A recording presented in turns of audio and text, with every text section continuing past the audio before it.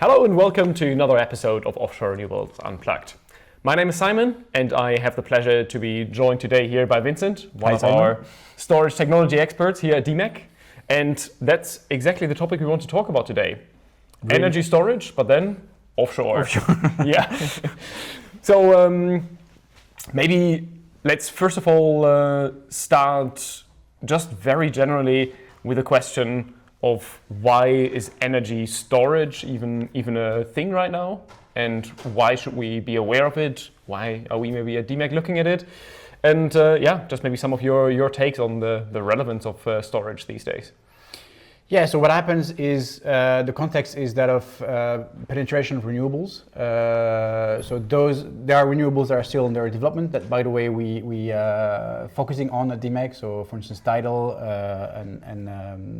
and wave energy. But there are actually some renewables that have been built over the last 10, 15 years. So mainly wind and solar. And they have reached level of penetration that pose some challenges in terms of system integration. So typically, and that's related to the nature of those renewable. So they are intermittent. They only produce when there is wind and sun. But our demand patterns are actually more or less the same, so they can be fully predictable. And obviously, they do not match the patterns of wind or sun. So we need to make sure that, there are some dispatchable assets to cover up when there is no wind or solar.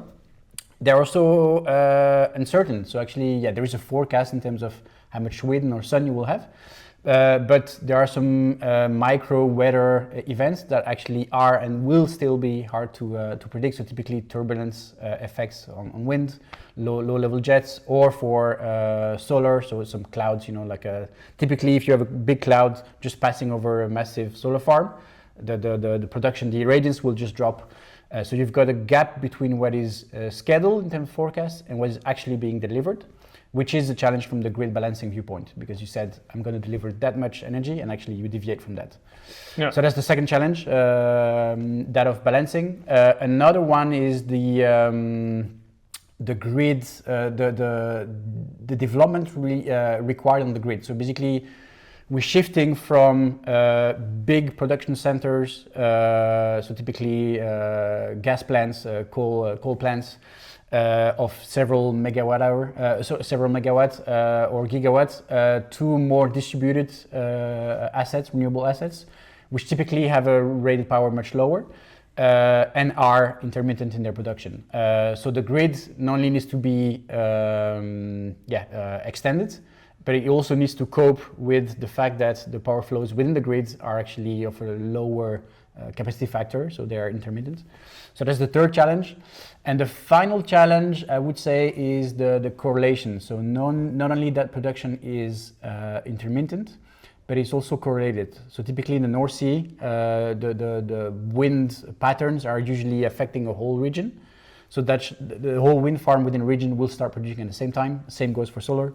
So suddenly you've got a whole region that starts producing wind or solar energy, and that just erodes the value of electricity that you're producing. So typically you start having a price erosion, so what we call a cannibalization of that electricity.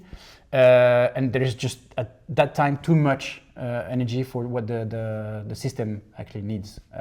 So for all those aspects, so intermittent, uncertainty, the grid, the distributed aspects, and the correlated aspects, storage can play typically a role. Yeah, very nice. Yeah, I think that's a very good introduction to the topic. I think what is also a logical follow-up from that question as we talk about offshore renewable energy is it sounds like for some of these challenges, these are like grid-wide challenges, some of them, or energy system-wide challenges, some of them are maybe more related to a project directly. So there's more of a coupling for the project operator, for example, someone owning a wind farm, operating a wind farm offshore. Where do you think is the role of offshore storage really in this picture? Like, do we already know where the role is? Is this more something that is going to play a big role in the energy system overall, and the offshore part is still an open question? What's your view on that? Yeah, I think there are several layers to that question. Maybe let's start by saying that storage can be deployed in various configuration, let alone the onshore versus offshore. But just you can collocate that with the feed-in, asset with a demand asset. So typically, a big plant that has a lot of need for electricity can decide that they would lower the exposure to, for instance, electricity prices by having a battery collocated with behind the meter. So from the grid viewpoint, the plant and the battery operate as a whole. You can do the same on the production side. So now if we talk about offshore storage, I think typically we're talking about large-scale deployments. Because of the cost and complexity associated with offshore. And I think we based in the Netherlands here, the Dutch economic zone, so the Netherlands is a perfect offshore wind country because of the large economic zone offshore and the shallow depth, which means that we can put bottom fixed wind, which is the cheapest form of wind. So what happens is that there are very ambitious plans to develop offshore wind in the North Sea, so especially in the Netherlands. And we can see at some point a challenge in terms of system integration. So the point that we just mentioned in the first question, your first question, where it is still a very open question whether we will be able to build up as much offshore wind as we said we would, without some help from the storage side.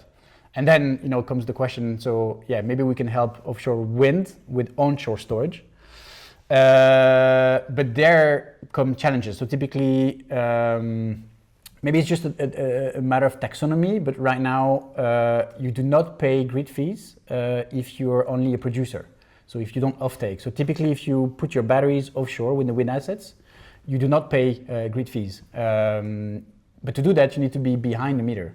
And the transmission infrastructure all the way to the export cable, so if we go upstream all the way to the offshore station, are actually operated and owned by the TSO. So if you need to be behind a meter, you need to be offshore.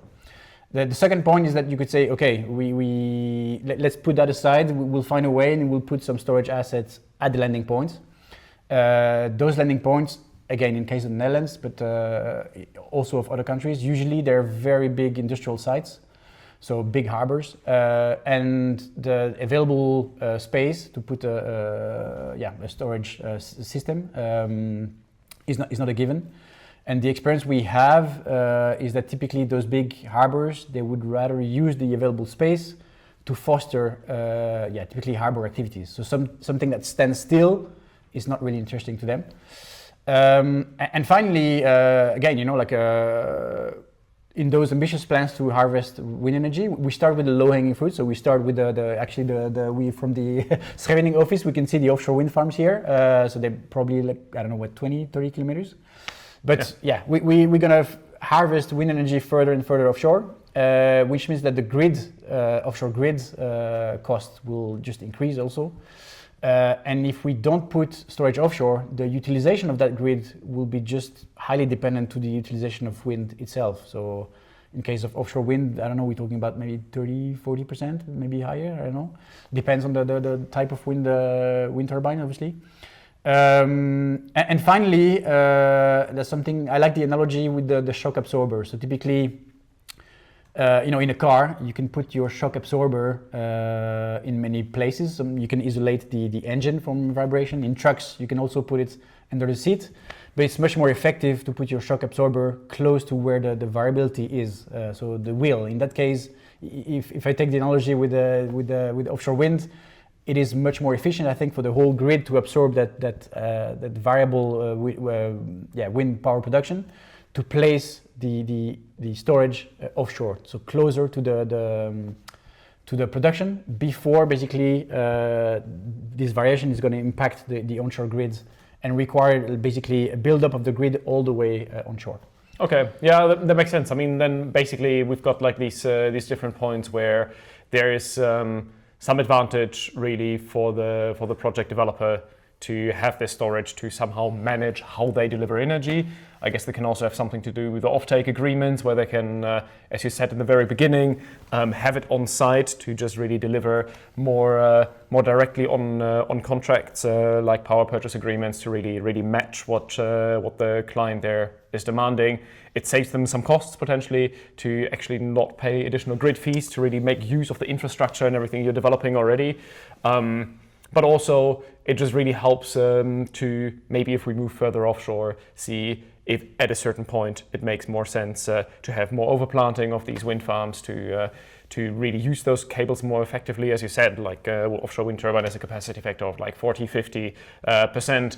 If you move further offshore, you might want to have more wind turbines than you have cable capacity to use the cable as much as possible, which means you would throw away some of your energy if all of them produce, so you could capture that as well. So I guess what comes into play here for storage, it's quite complex interface between really generating energy, transmitting energy, and then also the energy markets. All of these being quite impacted by the intermittency, right? Yes. So I think a key part of the challenge is that you can have this system level viewpoint where the case for offshore storage is maybe simpler to make, at least in abstract terms.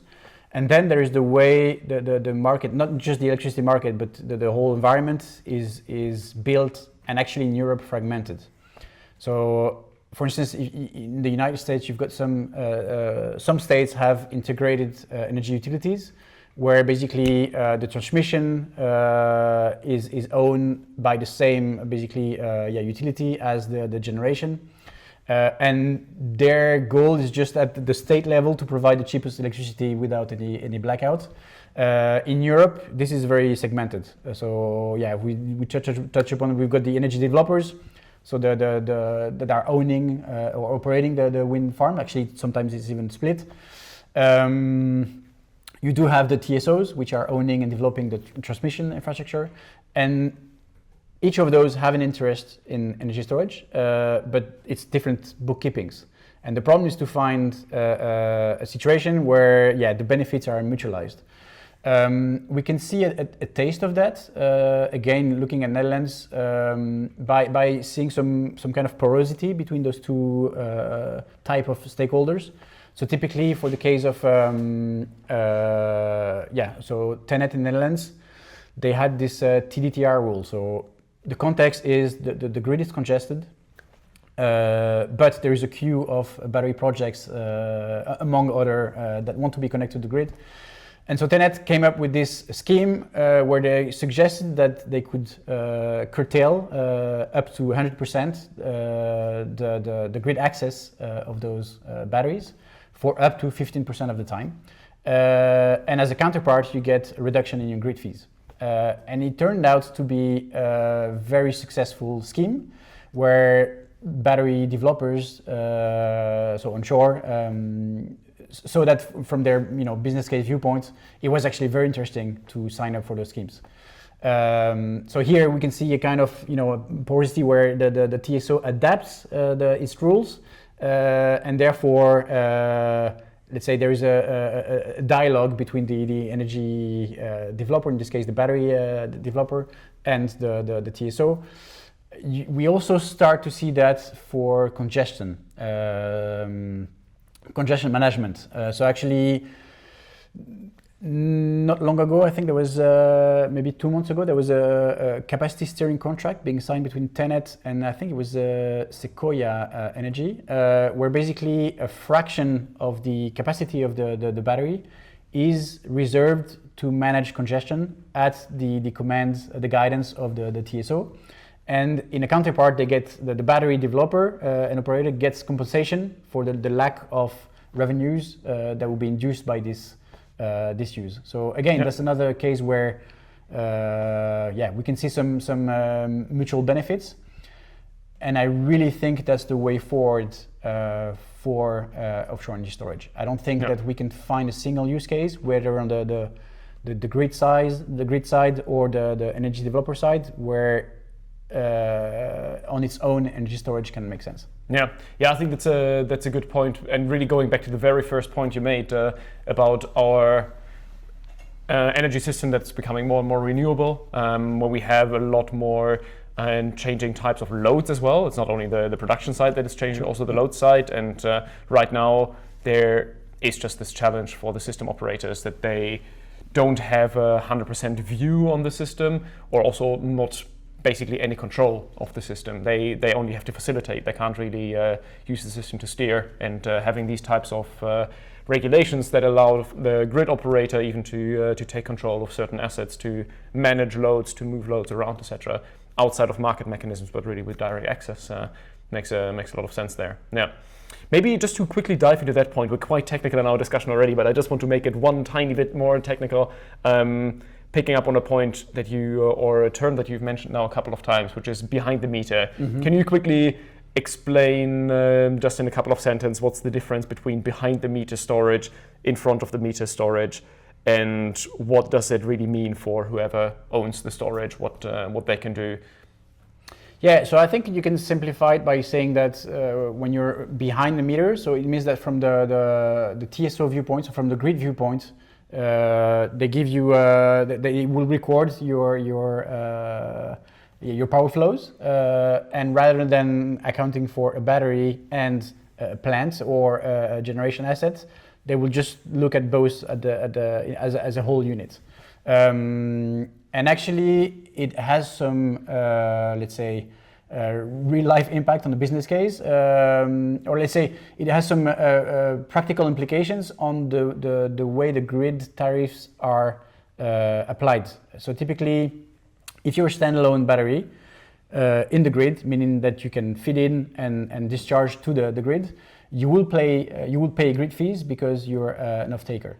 But if you operate behind the meter, typically as a co-located with a generation asset, you only feed in, and therefore you do not pay grid fees. So that's just this taxonomy. Yeah, but I guess it could also, I mean, like the behind the meter storage also applies to consumers, right? You could also just put a battery in your home, charge it when prices are cheap, and just use that electricity whenever.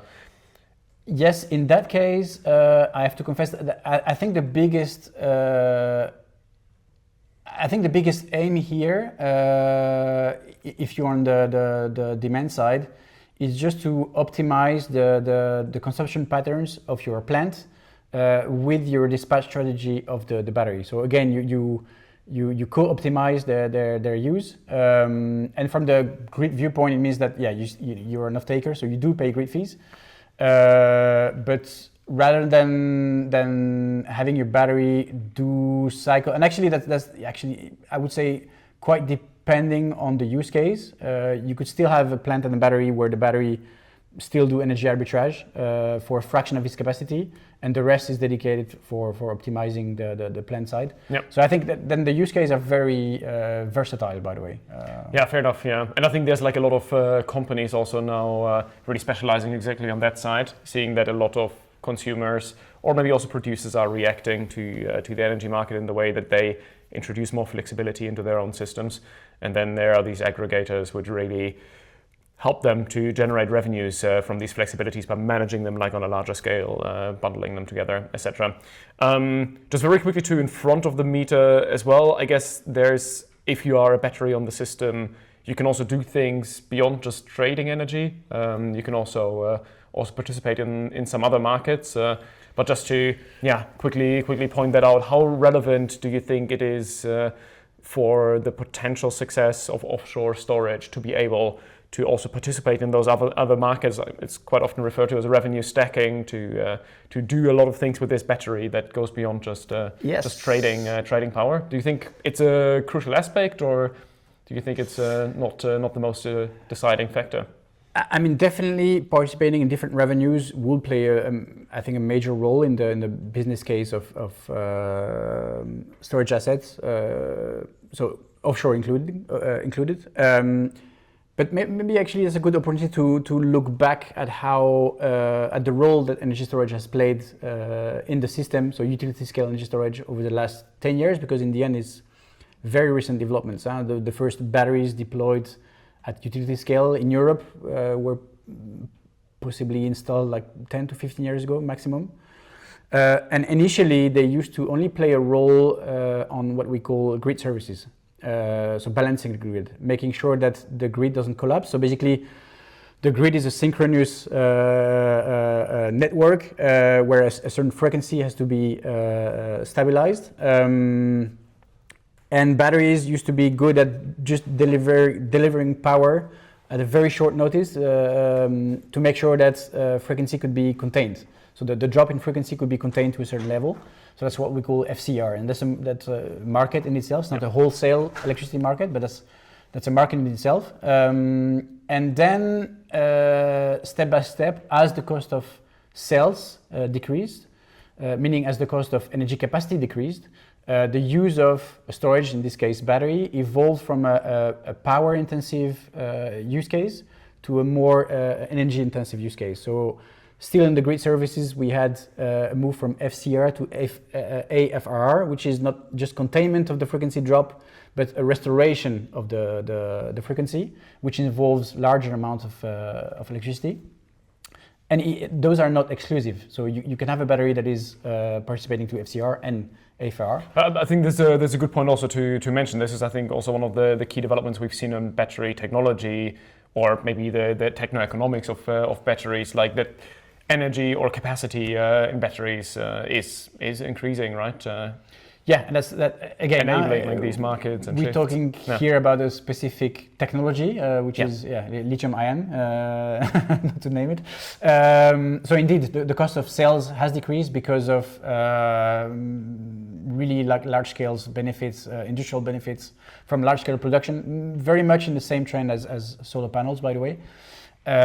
Which means that your energy capacity component of your battery system has decreased in costs, meaning that you can find use case where suddenly, the more energy intensive use case makes more sense. So like there's this bathtub analogy that I like to make for storage. So typically, a storage system is like a bathtub. You've got the tap, which is the power component, and then you've got the bathtub itself. And if you can find, for instance, a material in which your bathtub is cheaper, for instance, I don't know, plastic, well, then you can find some use case where, it becomes beneficial to build a larger tub for the same tap. So that's what we call the storage duration, the installed storage duration. And it means that suddenly you're using the system for its volume, so the bathtub size, and not just for the amount of power that you can extract or fit in. And we've seen that, and we still see that basically nowadays, where, so historically, I was mentioning about FCR, the first battery being installed on the network were probably an hour storage duration. So basically at full rated power, it would last an hour from fully charged to fully discharged, or the other way around. And now 4 hours is becoming the let's say mainstream. We already shifting to 8 hours. There are some cells that are specifically designed, rated for 8 hour duration. And there are some tenders that we've seen this year, for instance in Australia, where typically the installed storage duration are above 10 hours. And that's something that is, I think, the majority of analysts in that market have underestimated how batteries will, I mean, especially lithium-ion will cover up storage duration, will increase in storage duration basically. So I think storage duration is a good cue for us also to switch back to the offshore topic as well, because I think like all of these things about like how batteries work and in the market and the types of things they can do is really interesting for the renewable system. If we look at offshore and maybe what makes offshore interesting or offshore special, I think there's also some technologies out there which are not really considered elsewhere. I guess like onshore, we have let's call it the mother of all energy storage, which are pump storage solutions. Yes. Very simple concept that's very widely established, quite old. And we have lithium-ion cells, and in some cases other battery chemistries as well, but lithium-ion is the main contributor right now. But offshore, I think it's all a little bit more diverse. also when it comes to the parameters that are intrinsic to those technologies. Yes, indeed. Before I address this question, I remember an aspect you asked on the previous one, which was the revenue stacking and how this market will be relevant for offshore. So what we see is that in the same way that we have cannibalization in renewables, so basically all renewables, high penetration in the market, suddenly they all produce at the same time, so the price of electricity drops. It means that the system value of this electricity is marginal. And we see the same trend in batteries, where basically they enter those markets, those typically grid balancing, grid services markets, and at some point, because the size of those markets is limited, at some point, they cannibalize each other. So as lithium-ion progress towards more energy-intensive use, those market becomes more and more saturated, progressively saturated. So typically, the grid services, I think it is, in France we see it is becoming saturated, so it's hard for a lithium or battery system to have a positive business case only focusing on grid services. So I think looking at offshore storage, those deployments will likely happen in some years, and by then I think the grid balancing services will be a marginal source of revenues for those storage assets. Yeah. So I think we're talking about intraday definitely, so wholesale electricity market, so intraday, day ahead. And also some other kind of services, so congestion could be a grid service in itself, involving large amounts of energy, shifting large amounts of energy. And another one will be grid forming. So that's something that balancing touches upon to some extent, where typically balancing, you make sure that you restore or you contain a frequency drop. The grid forming, you make sure that actually you are setting the frequency. We are shifting, the grid is shifting from those large rotating masses that had intrinsic inertia to renewable that do not provide such intrinsic inertia. So this needs to be emulated, and batteries can play a role. Yeah. So that's on the revenue stacking. Yeah. Now on the technologies, so offshore is really interesting, because even if you would like to typically deploy a battery system that is very well, known onshore, the moment you will deploy it offshore, it becomes a different animal, in the sense that suddenly your OPEX will explode, because anytime you need to change something on for instance, the thermal management system, you've got a fan that stops working, which I guess is part of things that happen.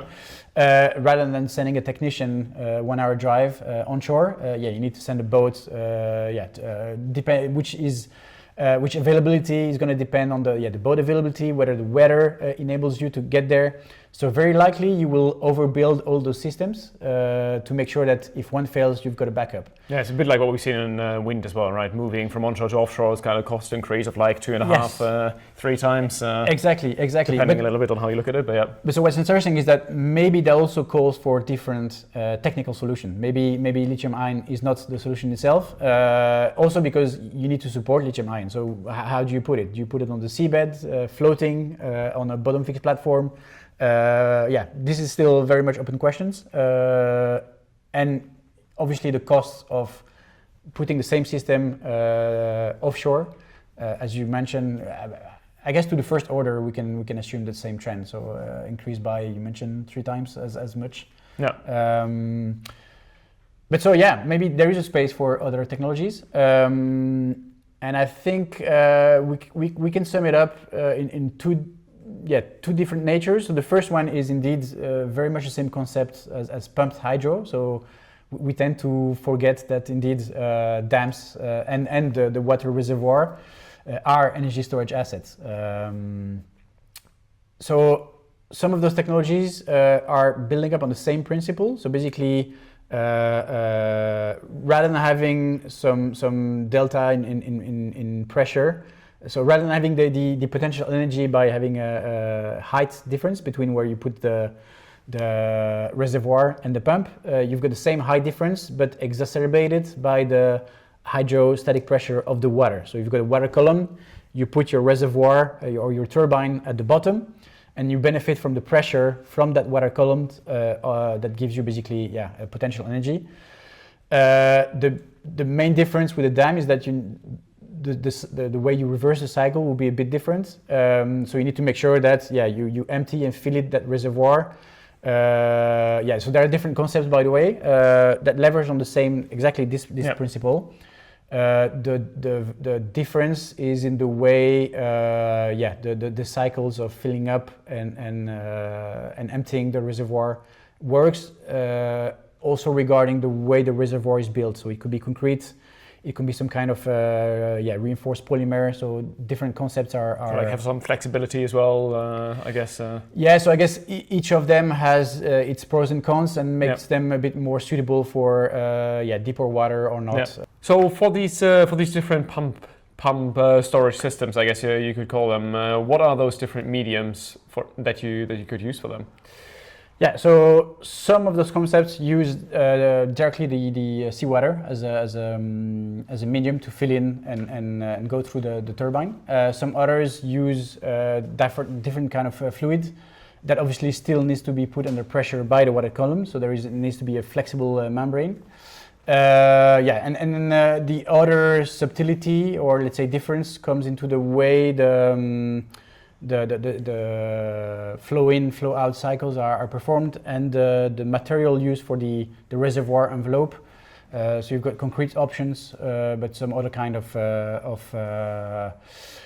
typically I was going to say membrane, but reservoir that typically limits the material needed, so the delta force between the interior and the exterior.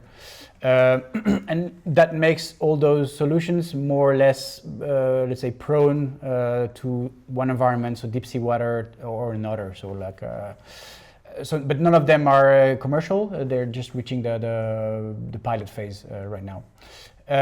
But as we are in still the offshore storage alternatives to lithium-ion still not being deployed offshore, by the way. But another concept being investigated and actually developed. We just mentioned the first one being pumped hydro. The second is compressed air. So you also can store some form of potential energy by compressing air and then really expanding that air back to collect the energy. One caveat, if you do that, is that when you compress air, it heats up, so a fraction of that energy just dissipates via thermal dissipation.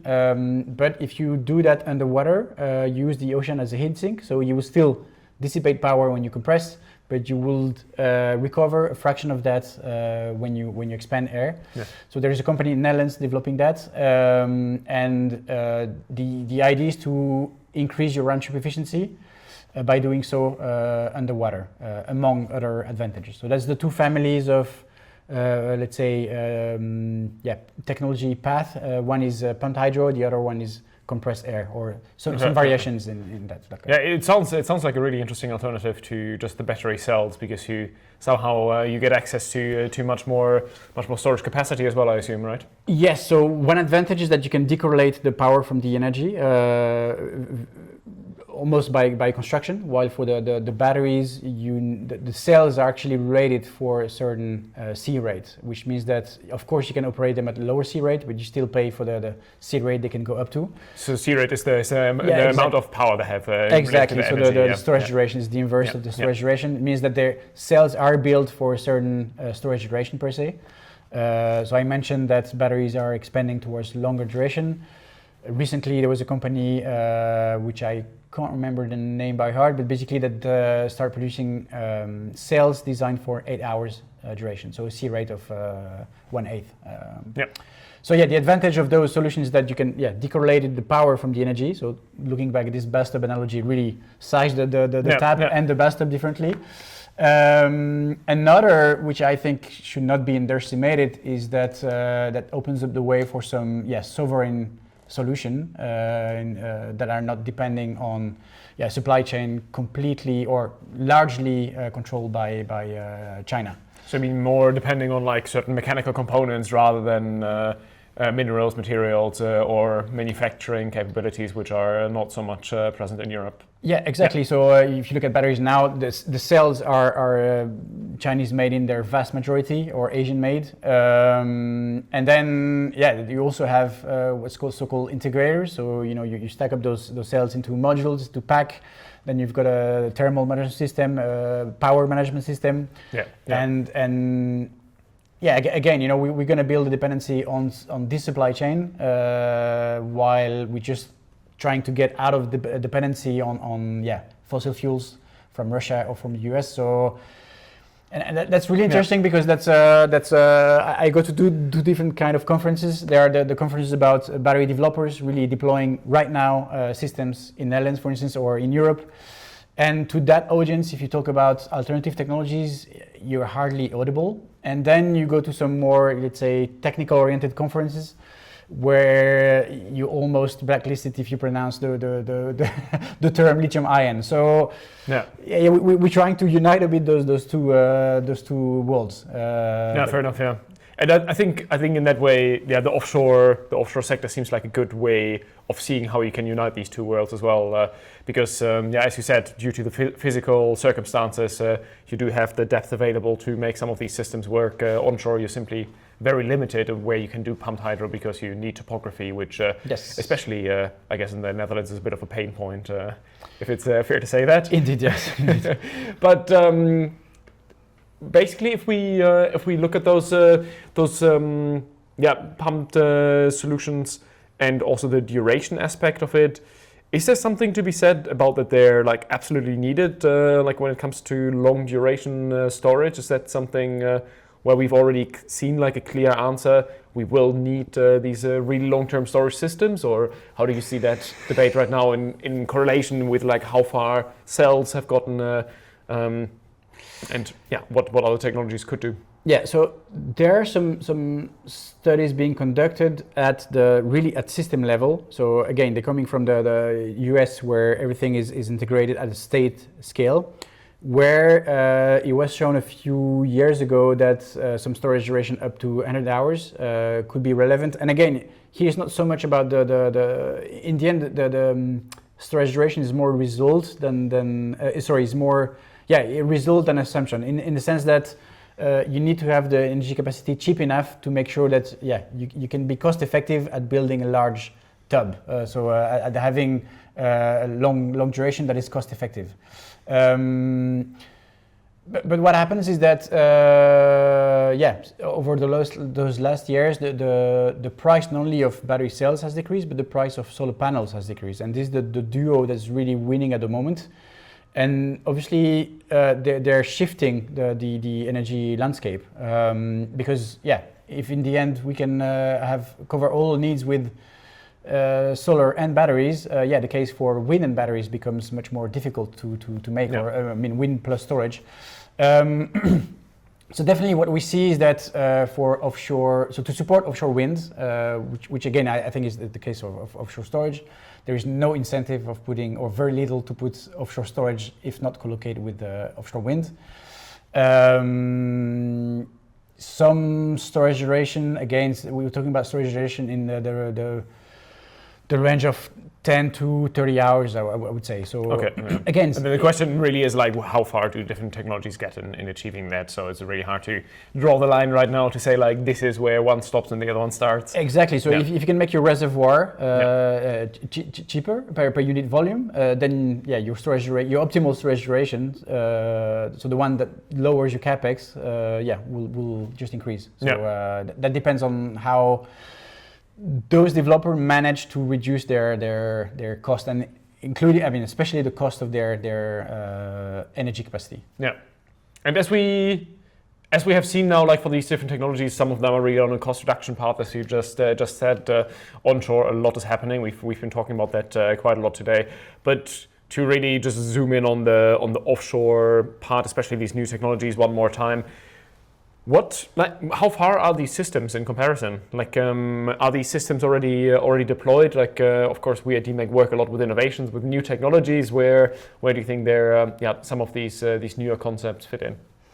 Yeah, so if we talk about those technologies that are designed to be deployed offshore, they're all at the I would say the pilot demonstrator stage. So I would say TRL between 6, 7 probably. So not to make an internet meme. You've got kids. Yeah. So basically the proof of concept is done. Now it's a matter of finding your market and convincing. So build things at scale and convincing some stakeholders that your technology is the best one for their needs. So I would say that's more or less where they are. We are lucky enough, I think that's something that's quite unique to the Dutch environment, that we have some developers in that field quite a lot in the Netherlands, not only for those dedicated offshore storage solution, but also some innovative solution onshore that potentially could be also deployed offshore. So I think that from that perspective, the Dutch environment is quite interesting. And have we seen already any deployments there or announcement of deployments? Like, is there anything to look out for in the next coming years? I know a lot of Dutch wind farms have made some news by being on the innovation side. Yeah, indeed, there was a wave of let's say. Of initiatives trying to include some we call that non-price criteria in wind tenders. So include some aspects of innovation, especially in the field of system flexibility. The last try did not prove to be very successful. So namely, Crosswind initially had a plan to build offshore electrolyzer and offshore battery as a pilot. But the cost of that exploded, and it turned out that this system was built but will not be installed. So that. But I guess it's also like a little bit the story with the offshore wind sector in general right now, where we see a lot of pressure rising for some cost increases. So anything that would be an additional investment on top of that is probably reviewed a bit more cautiously. Yes, in the end, again, it comes down to a lot of those energy developers. They want to, in the end, come up with a positive business case. So the margins they have are slim. They're very risk adverse because we're talking about huge stakes financially speaking. So they want to have visibility. And to be honest, right now we're in the phase where offshore wind is in a crisis or is just emerging from that crisis. At least the pathway has been cleared, but it needs still to be explored. I'm not. So you could say on one hand that every crisis calls for some innovative solution. On the other hand, they're busy building wind at scale, so maybe they do not want to have disturbance by adding some other risks. I think Crosswind was a bit in that vein. But I'm convinced that if we want to build the offshore wind that we committed to, and that I think is instrumental in building our energy sovereignty independence in Europe, we will need storage, and I think we will need offshore storage. I think there are quite a few players that will agree with you there as well. Probably from the transmission side, where it's really about like bringing more stability into the system and really making good use of that infrastructure that's going to be one of the big investment points in the Netherlands, but also all across Europe in the next couple of years. So. And you have to think that we're not talking about just radial connection, connecting offshore wind farm to the land, but also a multi-terminal basically network, very far offshore. We're talking about hundreds of kilometers offshore. So the cost of that will be hard to grasp, and therefore the better utilization we can make of it, the better. So that being said, it's not. There's still a question whether offshore storage will ever, become a reality, because you could address that by just overplanting. So that's a bit like. In the end, that's a triangle of the cost of the grid infrastructure offshore, the cost of offshore wind, and the cost of offshore storage. If of course, also with the space constraint in there as well, right? In the North Sea, where we have quite a lot of limitations when it comes to the areas we can use for energy production. Yes. But maybe to conclude on that, what we've seen with renewables and storage, the relationship is quite. So they enable each other. So basically, renewables create some price volatility that storage feeds from. And on the other side, the cannibalization induced by renewables if it's not covered and addressed by renewables, it's hard to deploy more renewables.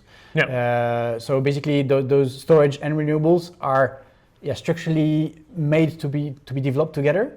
So I think as we develop offshore wind at scale, massive scale, we will need some form of innovation in terms of system integration. Whether that will happen onshore or offshore is still an open question. Fair enough. Yeah, and I think that's a good transition also to what maybe DMEC is doing right now. I've introduced in the beginning as our storage expert. Maybe you can talk just a little bit about the type of studies we're running right now, but also the type of projects that we have in that field, and what goals they are actually pursuing. Maybe let's just start there. Yes, we've got two projects at the moment that are specifically focusing on offshore storage. One is called OASIS, so that's an accelerator project in the sense that we try to, we're supporting SMEs in the field of storage and system integration offshore, and we accelerate their maturation. So they did their development on three scales: commercial, technical, and sustainability. Obviously, we try to remain technology agnostic, so we're not specialists on which exact engineering is required per technology. But usually we see a lot of those companies being very keen on technical development and sometimes maybe neglecting a bit the commercial aspects. So it's a good way to try to balance them out on those. And as part of that project OASIS, we've got different calls where so within the North Sea region of the European North Sea region, and companies within different countries can apply for those calls. And actually, another goal is to also create a network. So, for instance, for the pressure cooker we organized in Netherlands, we visited a battery project in the port of Amsterdam, and it was really interesting to see those technology developers interacting with very hands-on battery developer, because suddenly they were discovering a lot of equations that needed to solve in the middle. As you said, like a lot of them come from a technology background, have a technology passion, and all of a sudden are facing someone that has market experience and can really tell them about the commercial reality as well. Very nice example. I think OASIS is a great platform there to really enable developers from all across Europe to get some market exposure and learn more about the commercialization opportunities as well. Yeah. And as I mentioned, in that fragmented environment that we are exploring within Europe, I think talking to each other, making sure that we speak the same language is not to be underestimated. So the fact that, I'm sidestepping a bit, but the fact that we had typically wind tenders where we had 0 participants, it sounds a bit absurd, because it sounds like we've got two groups of people who, both want offshore wind developments to happen, and in the end realize the opportunity of a tender that they don't speak the same language, they don't have the same numbers. Yeah. So, at our scale, we try to stimulate that within OASIS. And the second project is called OESTER, where so it's a Dutch-based project, and in that project we've got more a technical role. So in the sense that we're looking at the storage sizing that enables some system level, typically improvements in terms of system integration. And we also assessing the environmental impact of those storage solution. So they are very different depending. So we've got that's also a strength of the projects, that we've got a battery-based solution, compressed air, and the pumped hydro. So the tree, the trio of solutions is covered in that project. So it's also a very unique way to compare them and see how they fit different needs.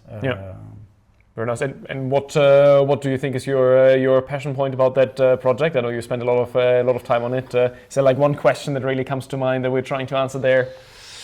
I think to me is the timing is really interesting, because what we realize is that we have cannibalization now in the electricity prices, but largely driven by solar development.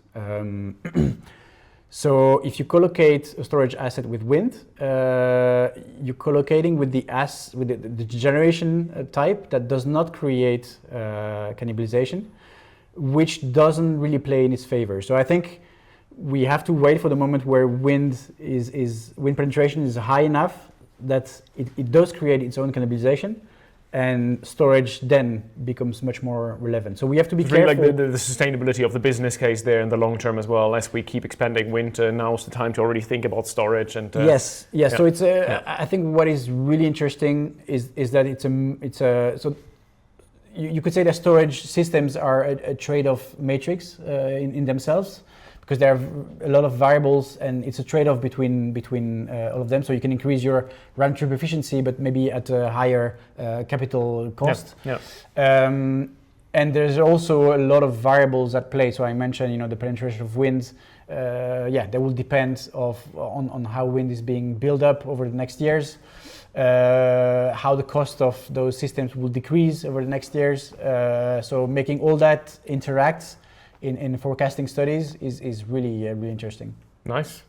Well, yeah, as you've heard, there's lots to keep an eye out for. A lot of things we are working on right now. I think we covered a quite broad base today, really going from some of the challenges that come with switching to a 100% renewable system, to some of maybe also the aspects of operating an energy system and how storage can play a role there, and of course the new technologies that we are looking at here at DMEC that we are trying to support, and especially in the ways in which we are trying to assess their role in the future of a 100% renewable system.